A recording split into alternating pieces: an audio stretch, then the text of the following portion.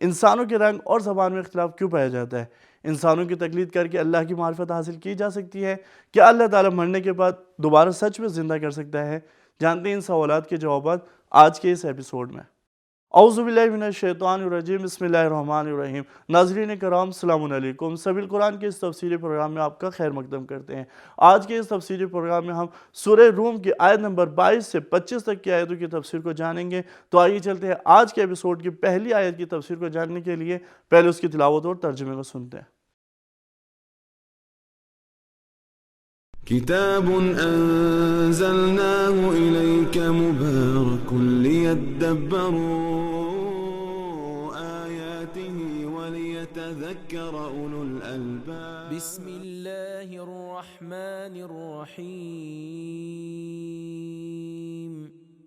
ومن آياته خلق السماوات والأرض واختلاف ألسنتكم وألوانكم إن في ذلك لآيات للعالمين۔ اور اس کی قدرت کی نشانیوں میں آسمانوں اور زمین کا پیدا کرنا اور تمہاری زبانوں اور رنگتوں کا اختلاف بھی ہے۔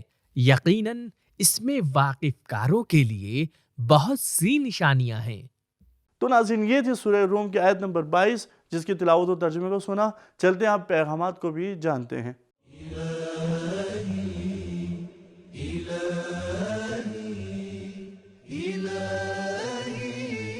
نمبر 1، آسمانوں اور زمین کی خلقت اللہ تعالیٰ کی لامحدود قدرت کی نشانیوں میں سے ہے۔ نمبر 2، نسلوں اور زبانوں کا فرق اللہ کو پہچاننے کا ایک ذریعہ ہے۔ نمبر 3، ہر ایک زبان کی اپنی اصل اور قدر ہے جسے بدلنے کی نہ تو ضرورت ہے اور نہ ہی اس کے بدلنے میں کوئی کمال پایا جاتا ہے۔ کسی شخص کو یہ حق نہیں ہے کہ وہ دوسروں کی زبان یا ان کی نسل کی توہین کرے۔ نمبر 4، تمام انسانوں کے چہروں اور رنگ کا ایک جیسا ہونا اللہ تعالیٰ کے اختراع اور پہل کرنے اور اصلی پیدائش کرنے کے مناسب نہیں ہے۔ نمبر 5، سمجھدار اور عالم انسان رنگوں اور زبانوں کے اختلاف کے ذریعے اللہ کی معرفت حاصل کرتا ہے، لیکن جاہل انسان رنگ اور زبان کو فخر کرنے اور دوسروں کو ذلیل کرنے کا ذریعہ سمجھتا ہے۔ تو ناظرین الحمدللہ سورہ روم کی 22 آیتوں کی مکمل تفسیر کو جان چکے ہیں۔ اب ہم سورہ روم کی آیت نمبر 23 کی تفسیر کو جاننے کے لیے پہلے اس کی تلاوت اور اس کے ترجمے کو سنتے ہیں۔ وَمِنْ آيَاتِهِ مَنَامُكُمْ بِاللَّيْلِ وَالنَّهَارِ وَابْتِغَاؤُكُمْ مِنْ فَضْلِهِ إِنَّ فِي ذَلِكَ لَآيَاتٍ لِقَوْمٍ يَسْمَعُونَ۔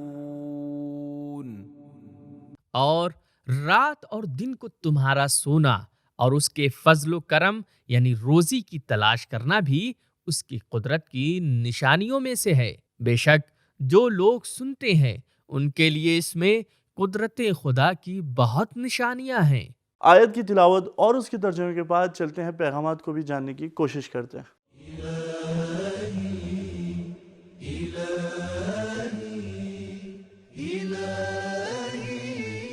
نمبر 1، اللہ کی نعمتوں کو ہلکا نہ سمجھے۔ سونا بھی ایک بڑی نعمت ہے۔ نمبر 2، سونا کوشش کرنے کا مقدمہ ہے۔ نمبر 3، روزی حاصل کرنے کے لیے کام اور محنت کرنا ایک اچھا کام اور اللہ کی نشانی ہے۔ نمبر 4، اصل سونا رات ہی میں ہے۔ دن کا سونا مختصر آرام کے لیے ہوتا ہے۔ نمبر 5، اللہ کا فضل و کرم بہت وسیع ہے، لیکن اسے پانے کے لیے ہمیں کوشش اور محنت کرنا ضروری ہے۔ نمبر 6، جو نعمتیں ہمیں ملتی ہیں ان پر ہمارا حق نہیں ہے، بلکہ اللہ کے لطف اور کرم کی وجہ سے ہمیں ملتی ہیں۔ آیت نمبر 23 کی مکمل تفسیر کو سننے کے بعد چلتے ہیں اب آیت نمبر 24 کی تفسیر کو جاننے کے لیے پہلے اس کی تلاوت اور اس کے ترجمے کو سنتے ہیں۔ وَمِنْ آيَاتِهِ يُرِيكُمُ الْبَرْقَ خَوْفًا وَطَمَعًا وَيُنَزِّلُ مِنَ السَّمَاءِ مَاءً فَيُحْيِي بِهِ الْأَرْضَ بَعْدَ مَوْتِهَا إِنَّ فِي ذَلِكَ لَآيَاتٍ لِقَوْمٍ يَعْقِلُونَ۔ اور اسی کی قدرت کی نشانیوں میں سے ایک یہ بھی ہے کہ وہ تمہیں ڈرانے اور امید دلانے کے واسطے بجلی دکھاتا ہے اور آسمان سے پانی برساتا ہے اور اس کے ذریعے سے زمین کو اس کے پڑتی ہونے کے بعد آباد کرتا ہے۔ بے شک عقل مندوں کے واسطے اس میں قدرت خدا کی بہت سی دلیلیں ہیں۔ پروردگار عالم نے اس آیت کے اندر صرف ایک نقطے کو رکھا ہے، چلتے ہیں اس ایک نقطے کو بھی جاننے کی کوشش کرتے ہیں۔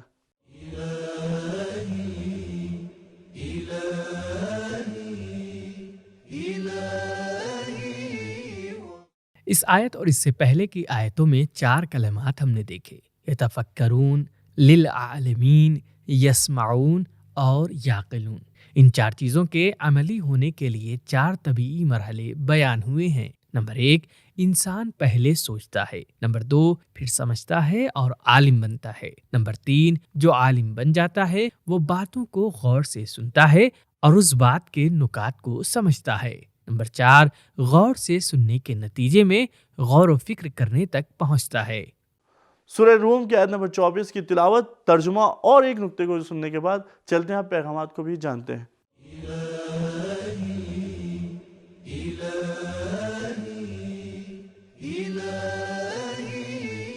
نمبر 1، ڈر اور امید دونوں ایک ساتھ کارآمد ہیں۔ نمبر 2، آسمانی بجلی، بارش اور زمین کا ہرا بھرا ہونا یہ سب اتفاقی نہیں ہے بلکہ ایک دقیق اور حساب شدہ پروگرام کے تحت ہیں۔ نمبر 3، خلقت کے نظام کی بنیاد اسباب اور علتوں پر رکھی گئی ہے۔ نمبر 4، خزاں اور بہار، پتوں کا جھڑنا اور اگنا خلقت میں اللہ کی قدرت کی نشانیوں میں سے ہے۔ نمبر 5، اللہ کی معرفت علم اور غور و فکر کے ذریعے ہونی چاہیے۔ تو ناظرین، آج کے اس ایپیسوڈ کی آخری تفسیر کو جاننے کے لیے پہلے اس کی تلاوت اور اس کے ترجمے کو سنتے ہیں۔ وَمِنْ آيَاتِهِ أَن تَقُومَ السَّمَاءُ وَالْأَرْضُ بِأَمْرِهِ ثُمَّ إِذَا دَعَاكُمْ دَعْوَةً مِّنَ الْأَرْضِ إِذَا أَنْتُمْ تَخْرُجُونَ۔ اور اسی کی قدرت کی نشانیوں میں سے ایک یہ بھی ہے کہ آسمان اور زمین اس کے حکم سے قائم ہیں۔ پھر مرنے کے بعد جس وقت تم کو ایک بار بلائے گا تو تم سب کے سب زمین سے زندہ ہو کر نکل پڑو گے۔ تلاوت اور ترجمے کو سننے کے بعد اس آیت کے نکات کو بھی جانتے ہیں۔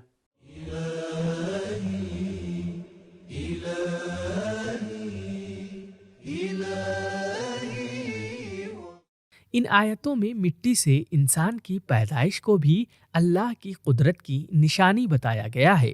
خلقکم من تراب، اور اس کی موت اور قبر سے خارج ہونے کو بھی من الارض اذا انتم تخرجون۔ اللہ تعالیٰ نے اس آیت اور پچھلی 5 آیتوں میں لوگوں کو 15 مرتبہ خطاب کیا ہے اور اپنی نعمتوں کو گنوایا ہے، جو کہ تبلیغ کا ایک طریقہ ہے۔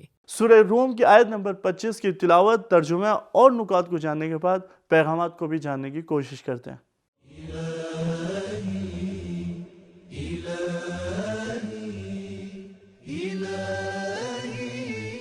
نمبر 1، دنیا کے نظام کو قائم رہنا نہ تو اتفاقی ہے اور نہ ہی کسی اور کے ہاتھ میں ہے بلکہ اللہ کے ارادے سے ہے۔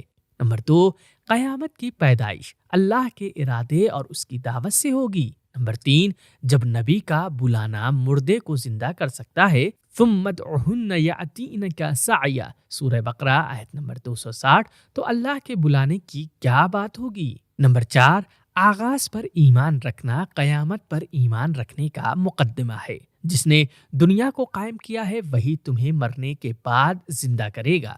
نمبر 5، قیامت جسمانی ہے۔ نمبر 6، قیامت کی پیدائش یکبارگی ہے نہ کہ آہستہ آہستہ۔ تو ناظرین کرام، آج کے اس ایپیسوڈ سے ہمیں یہ درس ملتا ہے کہ لوگوں کے درمیان جو رنگ اور زبان کا اختلاف ہے وہ اللہ کی معرفت حاصل کرنے کے لیے ہے، لیکن کچھ جاہل لوگ ہیں جو اس کو اپنے لیے فخر اور دوسروں کو ذلیل کرنے کا ذریعہ سمجھنے لگے۔ اور اللہ کی معرفت کسی کی تقلید کرنے کے ذریعے سے نہیں بلکہ اس کے مخلوقات میں غور و فکر کرنے سے حاصل ہوتی ہے۔ اور اسی طرح اللہ تعالیٰ جو پہلی مرتبہ زندہ کرتا ہے وہ اس بات پر بھی قادر ہے کہ اس کو دوسری دفعہ بھی زندہ کیا جائے۔ تو ناظرین ہمارا یہ ایپیسوڈ یہیں پر ختم ہوتا ہے، ملتے ہیں اگلے ایپیسوڈ میں، تب تک کے لیے اپنا خیال رکھیے گا، شکریہ، خدا حافظ۔ سبیل قرآن، قرآنی سماج کی پہچان۔